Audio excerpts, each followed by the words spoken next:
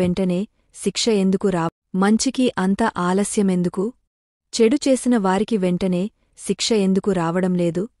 ఒకరోజు పవిత్రమైన కైలాస పర్వతం శివుని ఆనంద తాండవంతో మారుమోగుతోంది. శివుడు పరవశంగా తాండవం చేస్తుండగా అఘన దృశ్యాన్ని ఆస్వాదిస్తూ పార్వతీదేవి స్వల్పంగా సున్నితంగా శివుడిని చూస్తూ ఇలా అడిగింది. ఓ ప్రభూ, ఓ జగన్నాథా! నా మనస్సులో చాలా కాలంగా ఒక సందేహం నన్ను వెంటాడుతోంది. మనిషి చేసే ప్రతి పనికి ఫలితం ఉంటుందనేది సత్యమే కదా ప్రభూ? అయితే ఎందుకు మంచి చేసినవారికి ఫలితం ఆలస్యం అవుతుంది? ఎందుకు చెడు చేసినవారికి వెంటనే శిక్ష రావడం లేదు? మన కళ్ల ముందే ఒకరు వృద్ధాశ్రమంలో కన్నీళ్లు పెట్టుకుంటూ బ్రతుకుతున్నాడు. ఆయన జీవితమంతా మంచిగా నడుచుకున్నవాడు. మరొకరు మాత్రం జనాన్ని మోసం చేసి కోట్ల సంపాదించి బంగారు కుర్చీలో కూర్చుని నవ్వుతూ బ్రతుకుతున్నాడు. ఈ కర్మతత్వంలో కూడా ఆలస్యముందా స్వామీ? కర్మతీర్పులో ఇంత ఆలస్యం ఎందుకు స్వామీ అని అడిగింది. అప్పుడు శివుడు నవ్వుతూ, ఓ దేవి! నీ ప్రశ్న మహోన్నతమైనది. ఇది చాలామంది మనుష్యులు కూడా అడిగే ప్రశ్నే. ఈ ప్రశ్నల మధ్యే చాలామంది మనుష్యులు మనసులు కలవరపడుతుంటాయి. కర్మ కూడా కాలానికి లోబడి ఉంటుంది దేవి. అది సమయాన్ని కోరుకుంటుంది.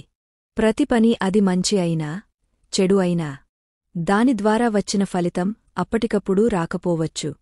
ఎందుకంటే ప్రతి ఫలితం సిద్ధత అనే దశను అనుసరిస్తుంది. విత్తనం నాటిన వెంటనే పండు రాదు కదా. అలాగే కర్మ కూడా పండుదశను చేరేవరకు ఎదురుచూడాలి. ఈ నిబంధనను సులభంగా అర్థం చేసుకోవడానికి ఒక కథ చెబుతాను విను పార్వతి. ఓ చిన్న గ్రామంలో ఇద్దరు వ్యక్తులు జీవించేవారు. ఒకరు ధనంజయుడు, మరొకరు కేశవుడు. ధనంజయుడు మంచి మనిషి. మానవత్వం పట్ల అపారమైన నమ్మకం కలిగినవాడు. సహాయం చేయడంలో ఎప్పుడు ముందు ఉంటాడు. కాని ధనంజయుడు ఎల్లప్పుడూ దారిద్ర్యంలో బ్రతికేవాడు. కాని మంచితనం మితిమీరినది. కేశవుడు దుర్మార్గ మార్గంలో నడిచే వ్యక్తి. అబద్ధం, మోసం, దోపిడీ, దౌర్జన్యం ఇవే అతని జీవిత విధానం. కేశవుడు మాత్రం రాజులా బ్రతికేవాడు. గ్రామస్థులు ఇదంతా చూసి ఆశ్చర్యపడేవారు. కొందరు అయితే నిస్సహాయతతో ఇలా అనుకునేవారు.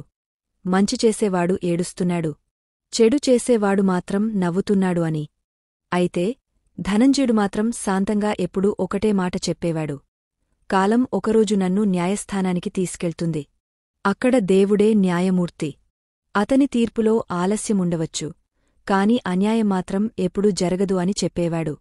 ఒకరోజు గ్రామంలో ఓ సంఘటన జరుగుతుంది. ఓ బాలుడు తీవ్రమైన జ్వరంతో ప్రాణాంతక స్థితిలో ఉన్నాడు.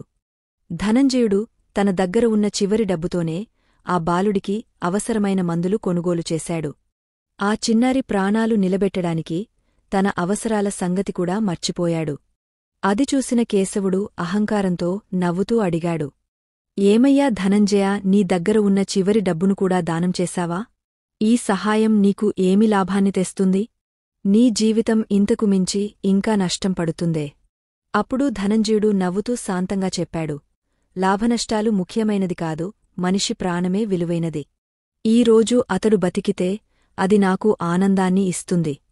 నిజమైన సంపద అంటే ధనంగా ఉండటం కాదు, ధర్మబద్ధంగా బ్రతకడం అని చెప్పాడు. కాలం గడిచింది. ధనంజయుడు వృద్ధుడయ్యాడు. ఆరోగ్య సమస్యలు. ఇంకా పేదరికంలోనే ఉన్నాడు. కాని అతని హృదయం మాత్రం ఇప్పటికీ నిరంతరంగా మంచితనం ఒలకబోసేది. కేశవుడు మాత్రం ధనవంతుడిగానే ఉన్నాడు. కాని చివరికి అతనికి పక్షవాతం వచ్చింది. ఆస్తి ఉన్నా అతని జీవితంలో ప్రేమ, దయ ఉండేవి కాదు. అతని సొంతవారు కూడా అతన్ని వదిలిపెట్టారు. అతడు ఒంటరిగా విలవిలలాడాడు. ఒకరోజు సాయంత్రం ధనంజయుడి ఇంటి దగ్గర ఖరీదైన కారు ఆగింది. దానిలోంచి ఓ యువకుడు దిగాడు. అతడే అప్పట్లో ధనంజయుడు కాపాడిన బాలుడు. ఇప్పుడు అతడు డాక్టర్ అయ్యాడు. ఆ యువకుడు ధనంజయుడి కాళ్లలో పడి, మీ వల్లే నేను ఈ లోకంలో ఉన్నాను. మీరు లేకపోతే నేను ఇప్పుడు ఇలా ఉండేవాడిని కాదు. మీరు నాకు జీవితాన్ని ఇచ్చారు. ఈ రోజు మీ జీవితాన్ని ఆనందంగా మార్చడం నా బాధ్యత అని అన్నాడు. అది విని ధనంజయుడు కన్నీళ్లతో దేవుణ్ణి చూస్తూ అన్నాడు, ఓ దేవా! నీ తీర్పు ఆలస్యమైందిగాని ఎంత అద్భుతంగా వచ్చింది. పార్వతీ! ఈ కథ నీవు అడిగిన ప్రశ్నకు సమాధానం చెబుతుంది. కర్మ ఫలితాన్ని ఇవ్వడంలో ఆలస్యముండొచ్చు కాని తప్పకుండా ఇస్తుంది. ప్రతి ఫలితం సిద్ధతను అనుసరిస్తుంది. ఇది ప్రకృతి ధర్మం. ఒక మంచి పని చేసిన వెంటనే ఫలితం రావాలంటే అది అనేక దశలు దాటాల్సి వస్తుంది. ఫలితం అనేది సరైన పరిస్థితి, సరైన సమయం, మన సిద్ధత ఇవన్నీ కలవాలి. దైవం వాటిని కుదిర్చినప్పుడే ఆ ఫలితం మన ముందుకు వస్తుంది. కర్మ పగ తీర్చే యంత్రం కాదు. కర్మ అనేది న్యాయాన్ని స్థాపించడానికే పనిచేస్తుంది. అందుకే అది ప్రతి వ్యక్తికి సరైన సమయంలో, సరైన రూపంలో తీర్పు ఇస్తుంది. ఒక మనిషి చేసిన చెడు పనికి వెంటనే శిక్ష రాకపోతే అతడు తప్పించుకున్నట్టుగా అనిపిస్తుంది. కాని అదే అతడికి ఒకరోజు ప్రమాదంగా మారుతుంది. పాపం పండినప్పుడు అది తప్పకుండా దాని ఫలితాన్ని అనుభవింపజేస్తుంది. ఎవరూ తప్పించుకోలేరు. చెడు చేసినవాడు ముందుగా సుఖపడుతున్నట్టు కనిపించొచ్చు. కాని చివర్లో అతని జీవితంలో అంధకారం తప్పదు. మంచి చేసినవాడు కష్టాలు పడుతూ కనిపించొచ్చు. కాని చివరికి అతడు వెలుగులోకి వస్తాడు. ఇది కేవలం కథ మాత్రమే కాదు పార్వతి. ఇది అందరి జీవితాల్లో నిజంగా జరిగే సత్యం. మహాభారతంలో చూడు పార్వతి. కౌరవులు అన్యాయంగా పలు సంవత్సరాలపాటు పాలించారు. ధర్మరాజు అనేక అవమానాలు, కష్టాలు అనుభవించాడు. కాని చివరికి ఎవరు గెలిచారు? ధర్మరాజే గెలిచాడు. దీన్ని బట్టి మనం అర్థం చేసుకోవాల్సిన విషయం ఏంటంటే ధర్మం నెమ్మదిగా నడుస్తుంది. కాని ఎప్పటికీ కూలదు. అధర్మం వేగంగా పరిగెడుతుంది. కాని చివరికి కుప్పకూలిపోతుంది. బయట కనిపించే ప్రతి సుఖం నిజమైన సుఖం కాదు. బయట కనిపించే ప్రతి కష్టం శాపం కాదు. కావున పార్వతీ, మనిషి చేసే ప్రతి మంచి పని, ప్రతి మంచి మాట ఎప్పటికీ వృధా కాదు. మనిషి మర్చిపోయినా దైవం మాత్రం ఎన్నటికీ మర్చిపోడు. ఒకరోజు ఆశించని సమయంలో ఇది నీ ఫలితం అని చూపిస్తాడు. అందుకే మంచి ఆలోచనలతో జీవించాలి. ఇతరులను బాధపెట్టకుండా బ్రతకాలి. మనిషి నెమ్మదిగా ఎదుగుతున్నట్టు అనిపించినా అదే నిజమైన శాశ్వతమైన ఎదుగుదల. నెమ్మదిగా ఎదగడం కూడా శాశ్వతమైన ఎదుగుదలకి గుర్తు. శివుడు చివరిగా పార్వతితో చిరునవ్వుతో ఇలా అన్నాడు: ధర్మం ఎప్పటికీ నిలుస్తుంది పార్వతి. కర్మ ఫలితం తప్పక వస్తుంది. అది ఆలస్యమైనా సరైన సమయంలో న్యాయం జరుగుతుందని నమ్ము.